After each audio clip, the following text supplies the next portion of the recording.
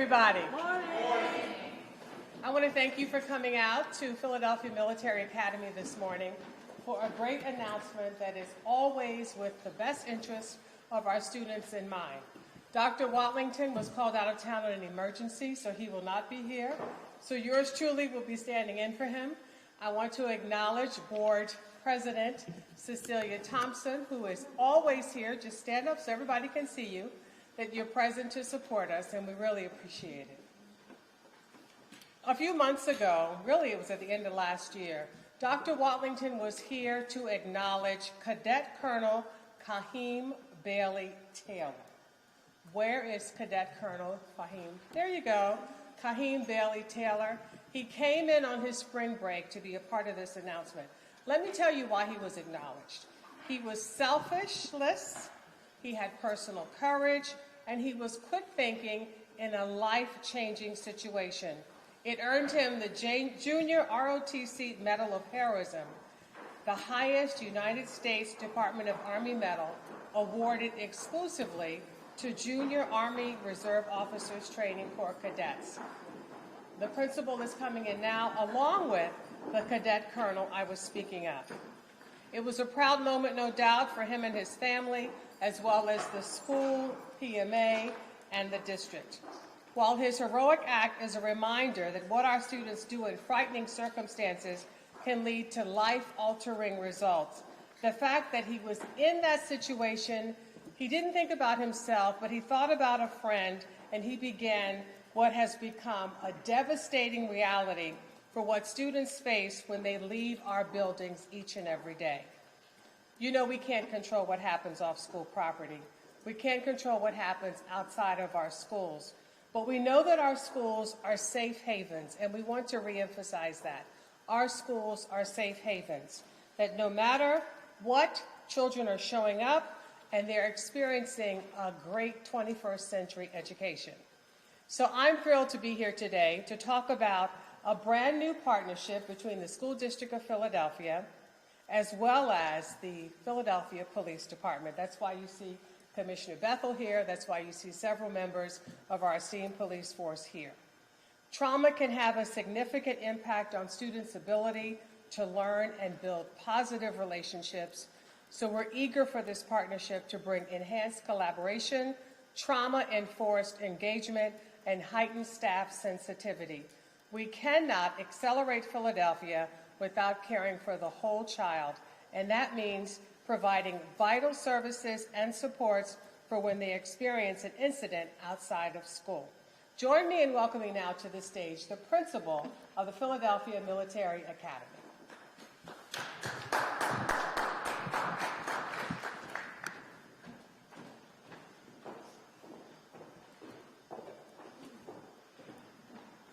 Thank you, and good morning, and welcome to the Philadelphia Military Academy.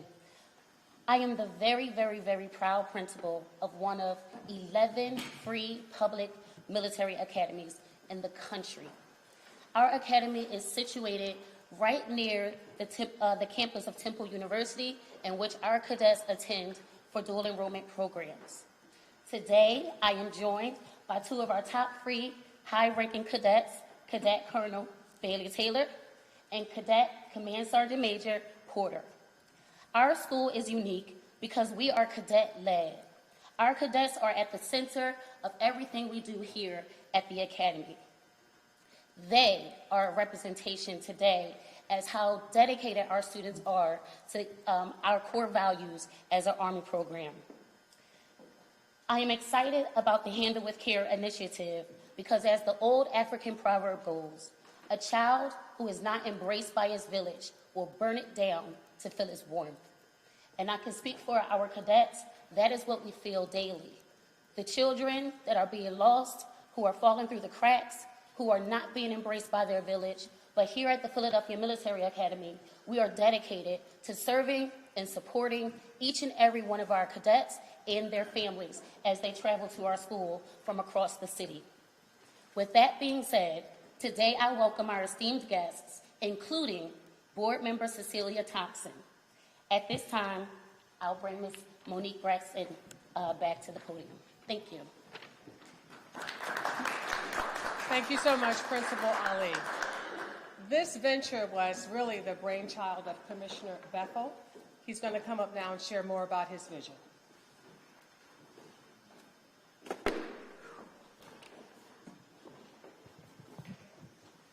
So good morning, everyone. I don't need talking notes to have this conversation with you.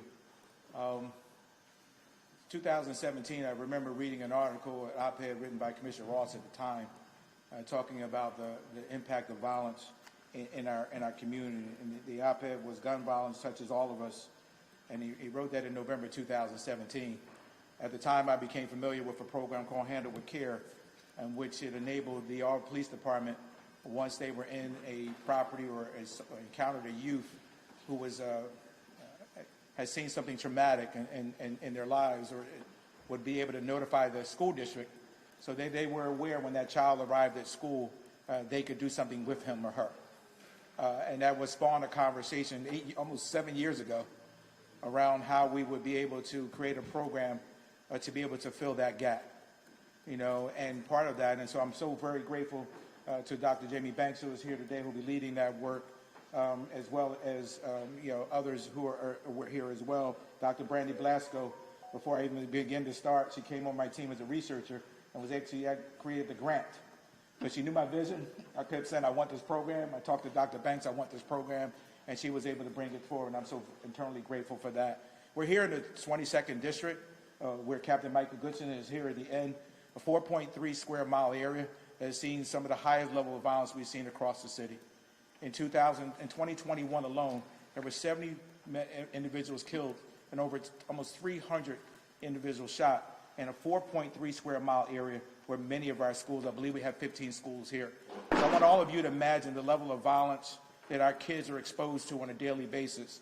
And I see the men and women from the 22nd District in the back who does a phenomenal job of caring for our young people and caring for the community overall. But what happens when we have a program now that can be able to take those young people, a fourth grader or a third grader or a fifth grader who sees some level of violence because they've seen a shooting on the street, or they're exposed to some kind of domestic violence in their home or something traumatic, and be able to let the school know, hey, guess what? When Kevin Bethel arrives today, he may be in trouble. We know that many of our kids who are exposed to trauma will drop out of school, will go into delinquency, and will do other things. I remember talking about this program to somebody very close to me. And they talked about when they were exposed to violence and their mother was being beaten. And then when they went to school, they were so concerned about their mom being injured, they couldn't even think about school. And so we have an awesome opportunity here to really change the trajectory of so many of our lives. We're starting here. As a team, I wanted to go citywide. Because I thought it was so important that we did this for our young people. But we're starting here in one of our most challenging communities to be able to create this bridge. And I'm sure the men and women in the back will join me in understanding how important that is. And so I'm just internally grateful to Dr. Watlington and the school district and the school board to allowing us to do this program. I'm internally grateful to Dr. Banks for the work that she did, and Dr. Blasco for the work they will do. But most importantly, I appreciate Captain Mike Goodson.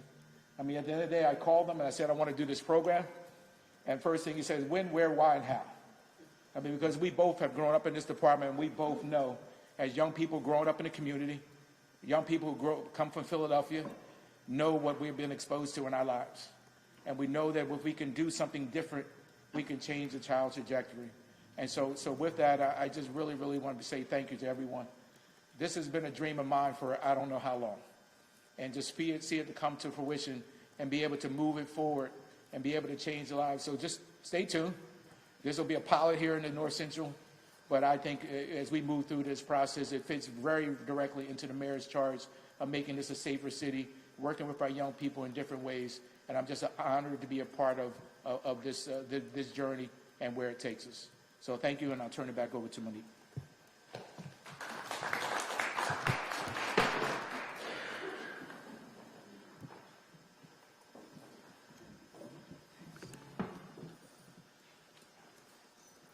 Thank you, Commissioner Bethel.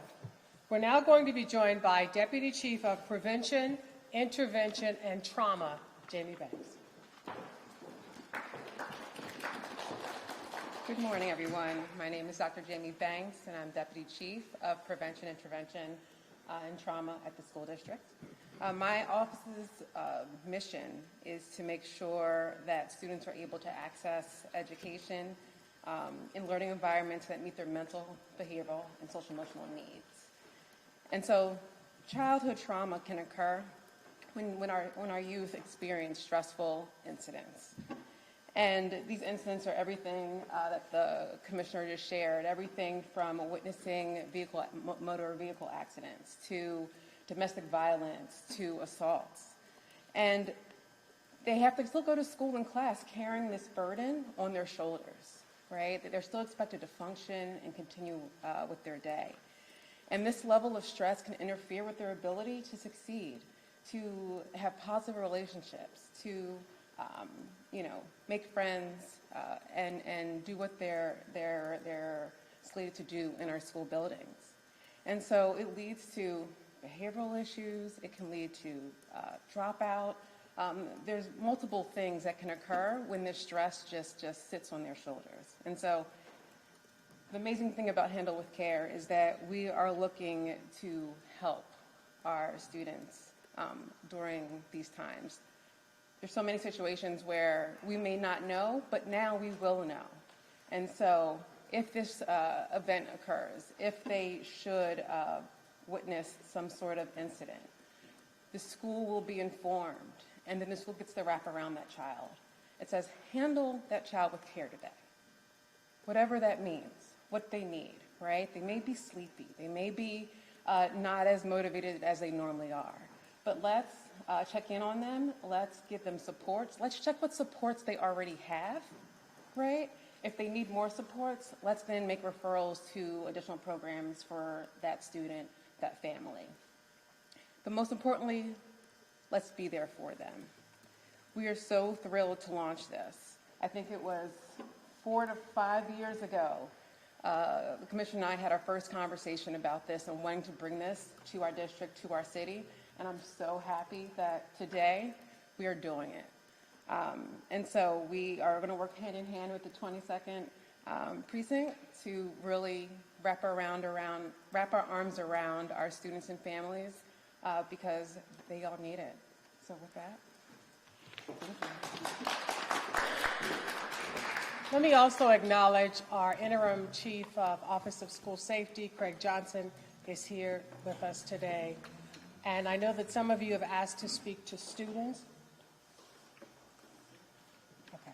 Some of you had asked to talk to students as well. You also want to have a few question Q&A period. So we want to start that now. Everybody's ready? Okay. Any questions? Yes, Krista.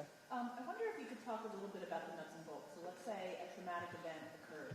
It's then, how does this then work? Someone from the police department notifies the school, like who's the point person, just kind of how does it work? So we already have a really tight communication system between the police and the school district. But for this enhanced work, right, we will be notified. So we'll do training for the school district folks as well as the police officers on what this is, how our system and process to notify the district that these, I'm going to call them lower level incidents have occurred. So there's going to have a child's name, child's school. The school will then receive that information. Of course, before this, we will provide our school staff training on what to do. But then the student will be greeted by school staff, safety staff, to then give the child what they need. So really, we already have an enhanced, tight communication system, and we're just kind of expanding what information is obtained through the structure that we've already set up. And so the grant itself, it's paying for training, like what is it funding?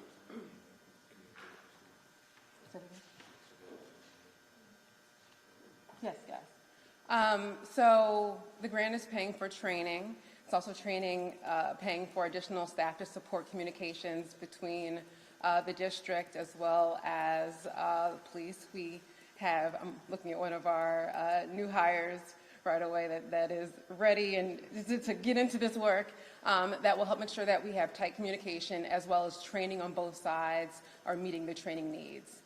There also will be materials, of course, about communication, what this is, how to access additional services and support so that everyone's really clear on what we're doing and how we're doing it. Dr. Rice, can you give us an example of what that training would do, how it's different from how things work now? Yeah, so training will consist of everything from your trauma 101s and understanding just trauma and how it lives, right? If you see a child at an event, how that child may respond and how they're experiencing the situation, to in school buildings, continue to build off of the trauma training and supports that we've already have been training our staff on to really just understand the impact of trauma and then how to support students and families. So also knowing, giving services as they need them over time, right?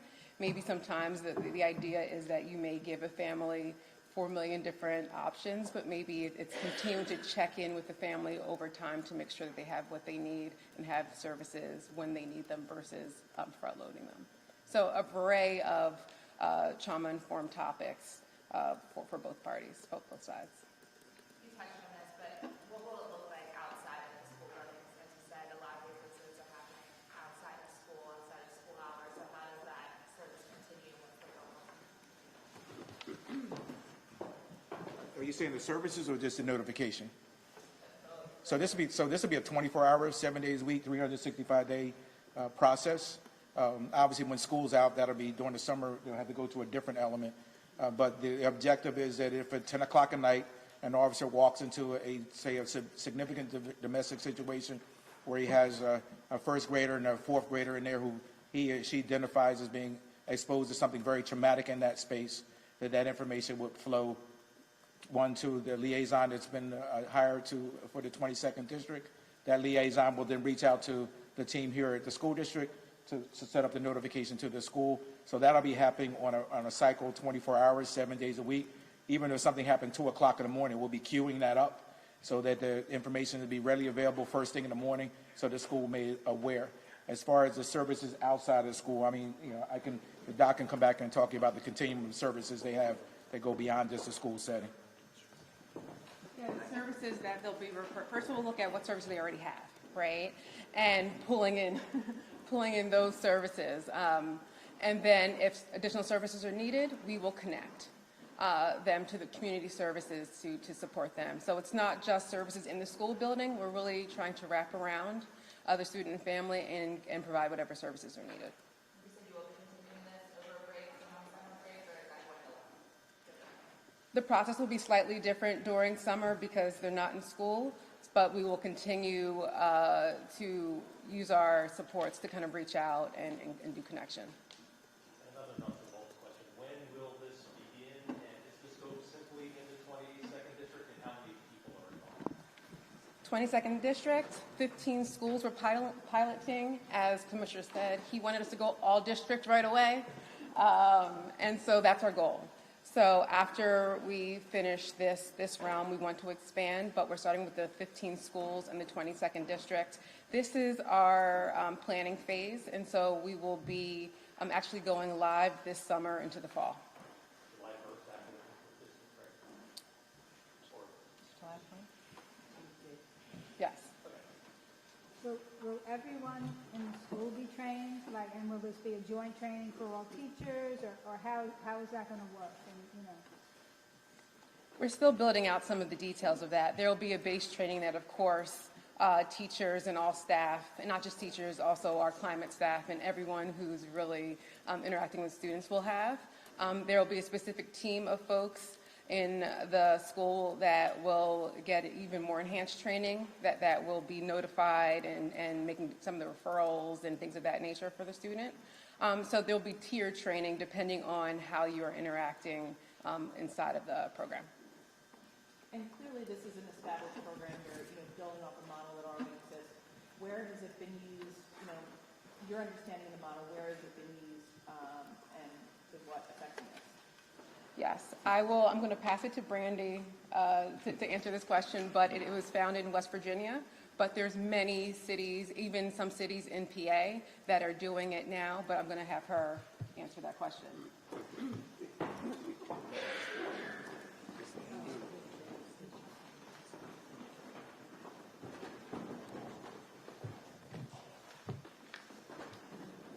My name is Dr. Brandy Blasco. I work in the Office of School Safety at the School District of Philadelphia. The Handle with Care model originated in West Virginia.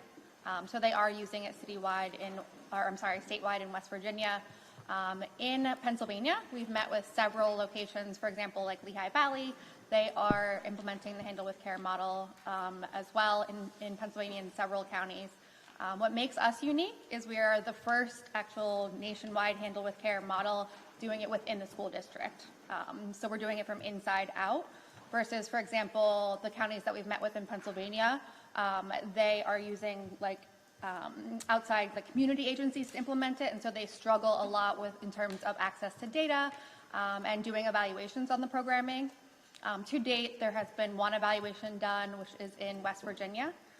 So West Virginia has completed a evaluation on their model with positive outcomes. Great, thank you. Monique, do you mind if we interview a student at the podium? That way all of Yeah, I was us... going to ask how you want to do that. If you want to do it down in the corner or up here, I you'd mean, rather do it up here up there, where all the everything's mics already are? set up, Yeah. if you don't mind. So Principal Ali, we have two students here today.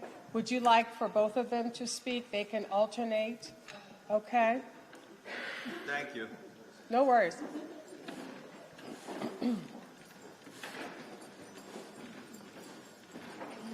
You want to do it individually, you all?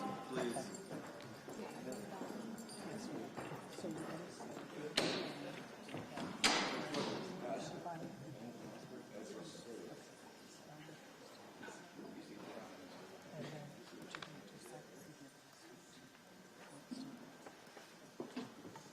Can you just state your name and your title? We got it. My name is Nadia Porter. You can stand up. You're good. Stand up. My name is Nadia Porter. I'm the Command Sergeant Major here at the Philadelphia Military Academy. Can you spell your name so we get it correct? Nadia Porter.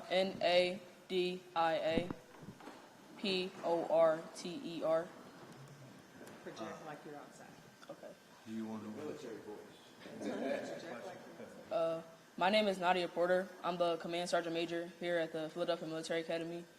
I'm in charge of all our enlisted cadets here, so all of our NCOs. Sergeant Major, can you just tell us what your thoughts of this new program? I think it would be very useful because a lot of kids often aren't seen as trauma victims, they're just seen as problem starters. So I just think if we try to get down to the root of the problem, we can better understand them and better accommodate their needs.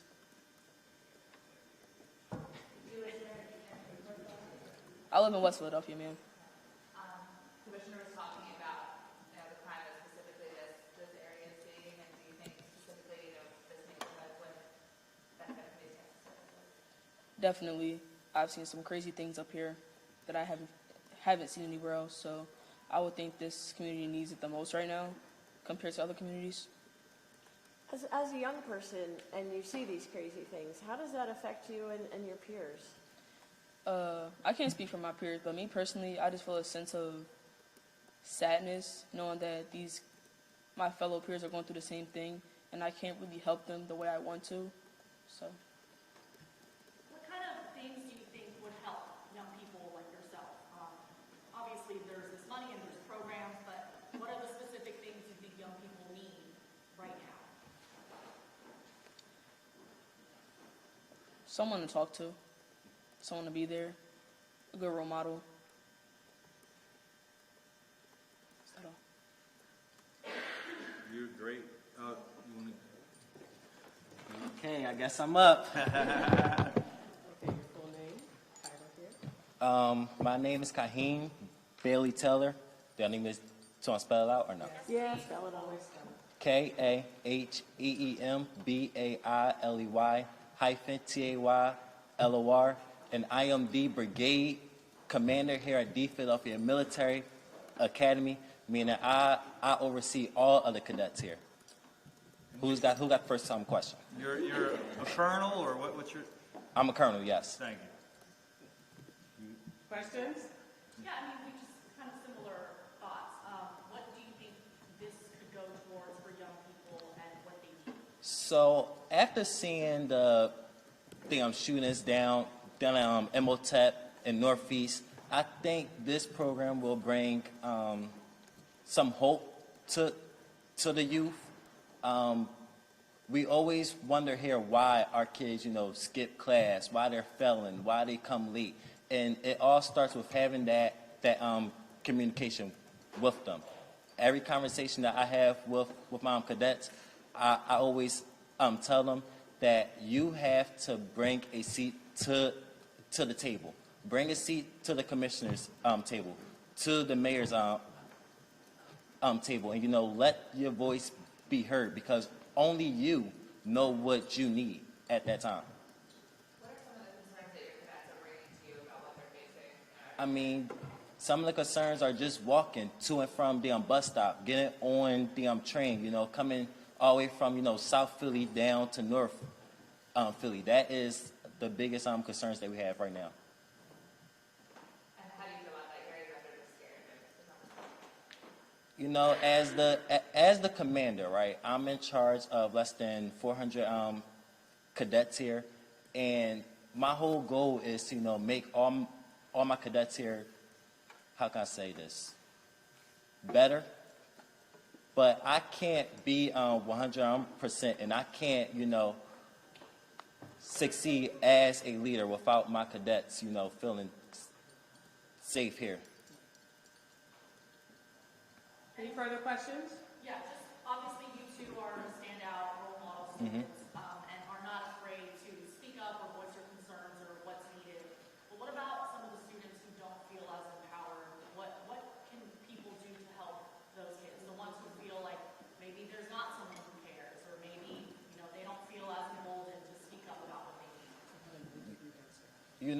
I was the same way. Just like Miss Monique here said, I was at a cousin's birthday party when it got shot up, and I ran back to the house, and I didn't talk to my mom, didn't talk to the police, didn't talk to nobody.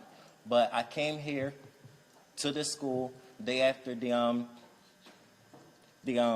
incident, and I made myself talk.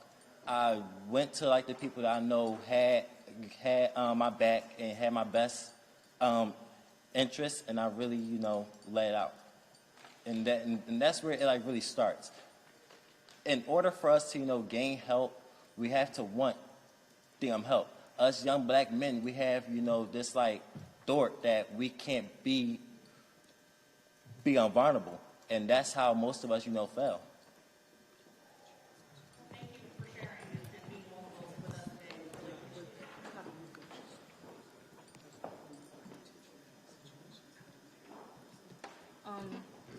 it. Me, I'm more of a reserved person when I face those traumatic things.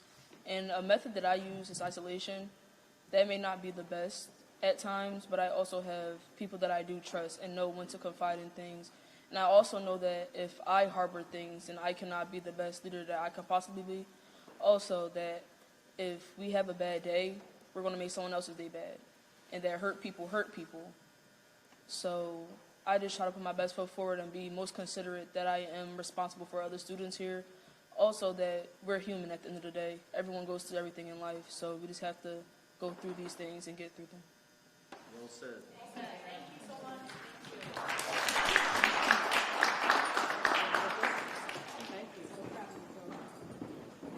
Okay, thanks everybody.